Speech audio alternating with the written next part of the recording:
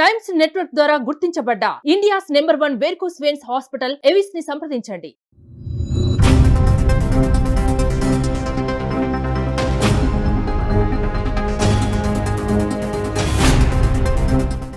రాష్ట్ర ప్రభుత్వం ఎంతో ప్రతిష్టాత్మకంగా ఏర్పాటు చేసిన హైడ్రా హడలెత్తిస్తోంది. చాలా మందికి చుక్కలు చూపిస్తుందని చెప్పాలి. ఎందుకంటే ఎవరైతే కబ్జాదారులు ఉంటారో లేకపోతే తెలుసో తెలియకో ఎంకరేజ్ చేసుంటారో వాళ్ళందరూ కూడా చాలా అప్రమత్తం అవుతున్నటువంటి పరిస్థితి. మొత్తం హైదరాబాద్ లో ఉన్నటువంటి ప్రతిష్టాత్మకమైన చెరువులు ఏవైనాయో, పాత చెరువులు లేకపోతే కొన్ని ఏళ్ల తరబడి వందల సంవత్సరాల నుంచి ఉన్నటువంటి అన్ని చెరువుల్ని, కుంటల్ని, అలాగే నాళాలని ఎంకరేజ్ చేసిన అన్నిటిని కూడా తీసివేసి వాటన్నిటిని ముందు తరాలకి మంచిగా ఇవ్వాలి, కాపాడాలన్న ఉద్దేశంతో ప్రభుత్వం ఏర్పాటు చేసినటువంటి హైడ్రా చాలా చురుకుగా పనిచేస్తోంది. ఈ రోజు మరో సంచలనాత్మక నిర్ణయం తీసుకుంది హైడ్రా.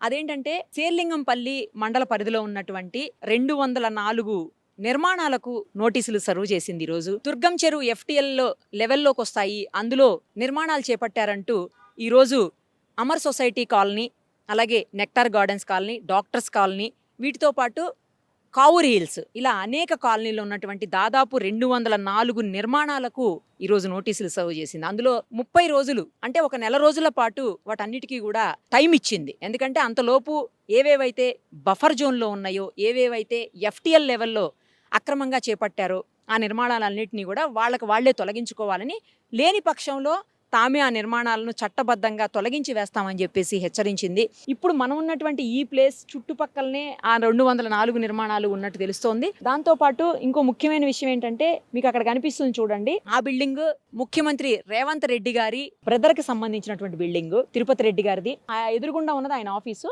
అదేమో ఇల్లు. ఆ రెండు కూడా ఆయనవే అని చెప్పేసి ఆయనకు కూడా నోటీసులు సర్వ్ చేశారు.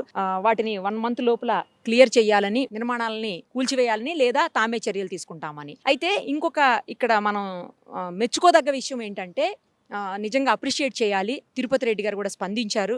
తనకు ఆ నిర్మాణాలు FTL లెవెల్లో ఉన్నాయి అన్న సంగతి తెలియదని కొనేటప్పుడు. ఇప్పుడు ఒకవేళ అదే నిజమైతే తప్పకుండా ఎలాంటి చర్యలు హైడ్రా తీసుకున్నా కూడా తానందుకు అంగీకారమేనని చెప్పేసి ఆయన చెప్పడం నిజంగా గొప్ప విషయం అని చెప్పాలి. ఎందుకంటే చాలా మందికి ఆదర్శవంతమైనటువంటి విషయం కూడా.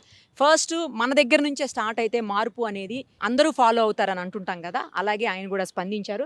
తర్వాత నా వెనకాల ఇంకో బిల్డింగ్ కనిపిస్తుంది చూడండి మీకు, అందులో దుబ్బాక ఎమ్మెల్యే కొత్తకోట ప్రభాకర్ రెడ్డి గారి ఆఫీస్ కూడా ఉంది. ఆయన బోర్డు కూడా బయట కనిపిస్తా ఉంది మనకి. తర్వాత చాలా ఇళ్ళు ఉన్నాయి, ఇక్కడ చాలా నిర్మాణాలు ఉన్నాయి, రకరకాల ఆఫీసులు, నిర్మాణాలు, ఇళ్ళు అన్నీ ఉన్నాయి. వాటన్నిటినీ కూడా 1 మంత్ లోపు తొలగించాలని చెప్పి ఆ నోటీసుల్లో హైడ్రా చెప్పినటువంటి పరిస్థితి. ఎక్కడైతే F అని రాసిందో ఇంటి మీద, అదేమో FTL లెవెల్లో అంటే ఫుల్ ట్యాంక్ లెవెల్లో ఉన్నటువంటి ఇళ్ళు. తర్వాత BN రాసున్న ఇళ్ళు లేదా BN రాసున్న నిర్మాణాలు అయితే బఫర్ జోన్లో ఉన్నటువంటి నిర్మాణాలు. మనకు పక్కకు కనిపిస్తుంది చూడండి దుర్గం చెరువు. సో దుర్గం చెరువుకు సంబంధించినటువంటి FTL లెవెల్, అలాగే బఫర్ జోన్లో ఉన్నటువంటి దాదాపు 204 కట్టడాలను, ఈ నిర్మాణాలను తొలగించాలని చెప్పేసి నోటీసులు సర్వ్ చేసి ఉన్నటువంటి పరిస్థితి. ఒకవేళ 1 మంత్ లోపు వెయిట్ చేసి అవ్వకపోతే వాళ్లే తీసేస్తారని కూడా అందులో క్లియర్గా నోటీసులో చెప్పున్నారు. ఏది ఏమైనా కూడా హైడ్రా చేస్తున్నటువంటి ఏదైతే ఈ కార్యక్రమం ఉందో దాన్ని అందరూ కూడా మెచ్చుకుంటున్నటువంటి పరిస్థితి.